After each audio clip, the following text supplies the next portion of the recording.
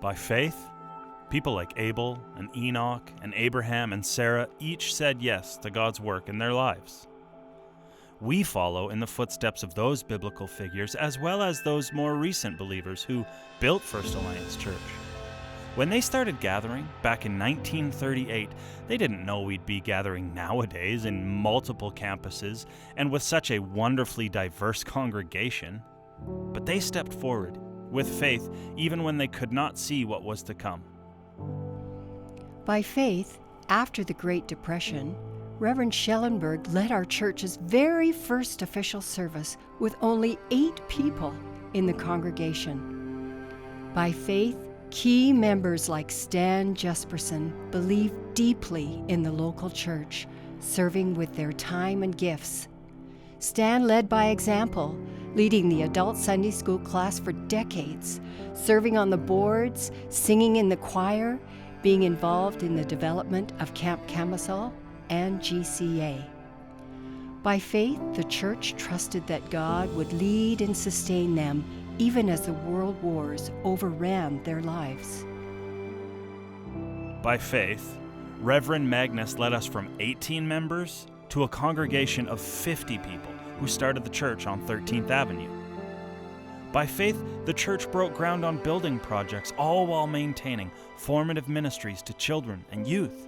They even dug out the church basement by hand to create space for Sunday school classes.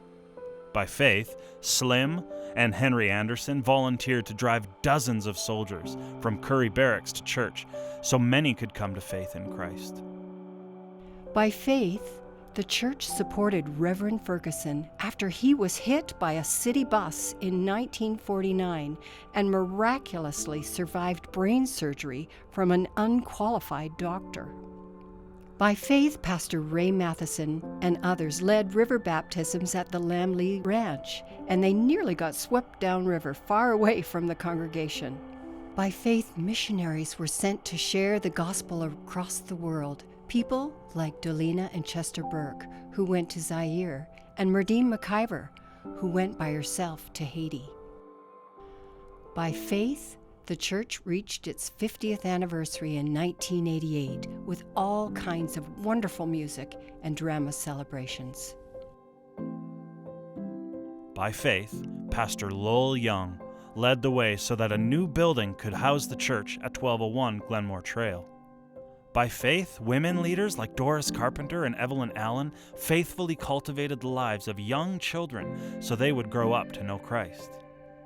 By faith, other churches were planted across the city of Calgary: Foothills Alliance, Southview Alliance, and more to come. Southview Alliance and Strathcona Christian Fellowship began at the same time, and so it was said that first birthed twins. By faith, Pastor Wendell Grout led First Alliance Church for 20 years and planted Glenmore Christian Academy so generations of children could grow in wisdom, knowledge, and faith. By faith, single women continued to set out on mission, like Miriam Charter, who went to Communist Europe not only to train and equip women in faith, but to smuggle Bibles for those who had no access. By faith, the first facilitators of Alpha at First Alliance were Marion and Marshall Cricken. They not only led ladies and men's Bible studies, served at Camp Camisole, but strongly believed in propelling the youth into leadership through the Alliance Youth Fellowship. Youth that would later become leaders in the church community, some still serving today. By faith, Pastor Terry Young led the charge to build our current Deerfoot campus, which would house weekend attendance of approximately 2,000 people.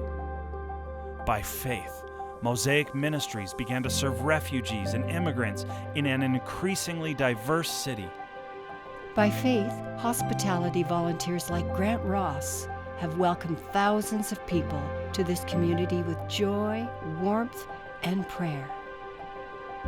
By faith, Pastor Brad Young followed in the footsteps of his dad, Pastor Terry, and his granddad, Pastor Lowell, to lead the Exchange Church, which is now its own successful, independent church plant. By faith, Pastor Scott Weatherford led us into our 75th anniversary as a church back in 2013. We have made all kinds of plans over these many decades, but God has always had the best plan of all, that the faith of those who came before would intertwine with the faith of us here today to make one completed whole. These stories grow across time and space as a living testimony to Jesus, the author and perfecter of faith.